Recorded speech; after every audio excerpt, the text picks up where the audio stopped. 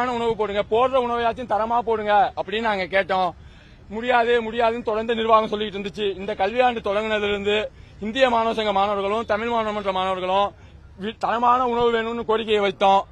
நேற்று காலம்பர இதே இடத்துல வந்து நின்று கை போட்டு எடுத்துல இல்ல குடிச்சியா நீ பொறுமையா இதை பத்தி சொல்லாம என்னது அது ஒரு 5 வருஷமா நீ என்கிட்ட வந்து பேசல என்னது இல்ல நான் கேட்கறதுக்கு பதில்.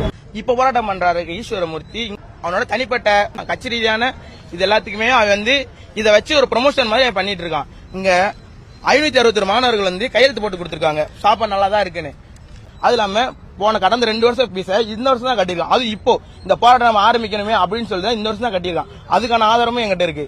இது வந்து மாணவர்களுக்கான பிரச்சனையே கிடையாது, மாணவர்கள் கோரிக்கையும் கிடையாது. இது வந்து அவனை சார்ந்தவங்களுக்காக அவனுக்காக பண்ணிக்கிற பிரச்சனை. சம்பந்தமே இல்லாம நல்லா இருக்கிற சாப்பாடு நல்லா இல்லன்னு போராட்டம் பண்ணலாமா சொல்லுங்க? சாப்பாடு நல்லா இருக்கு, கையெழுத்து போட்டு கொடுத்திருக்காங்க.